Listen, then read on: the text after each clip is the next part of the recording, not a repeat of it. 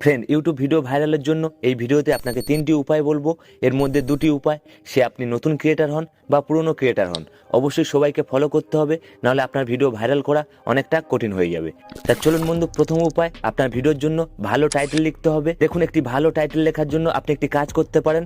Title সবসময় ছোট লিখবেন এবং সরল লিখবেন, এবং আপনার টাইটেলের মধ্যে ভিডিওতে যা দেখাবেন অবশ্যই ফুটিয়ে তুলবেন, এবং আপনার টাইটেলের জন্য একটি আকর্ষণ ছুঁড়ে দেবেন, অর্থাৎ একটি প্রশ্ন ছুঁড়ে দেবেন, যাতে অডিয়েন্স দেখে ক্লিক করে, তবেই ওই ভিডিও ভাইরাল হওয়ার সম্ভাবনা অনেকটা বাড়বে। কিন্তু দ্বিতীয় উপায়, অ্যাভারেজ ভিউ ডিউরেশন, অর্থাৎ আপনি যে ভিডিও বানাবেন অবশ্যই সেই ভিডিও যেন অডিয়েন্স বেশিক্ষণ দেখে।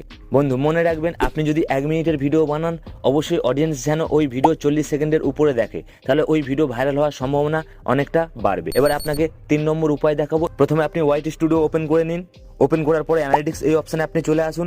আসার পরে টপ কন্টেন্ট এর উপরে আপনি ক্লিক করুন। কোন ভিডিওগুলো সবচেয়ে বেশি ভিউ আনছে এর উপরে আপনি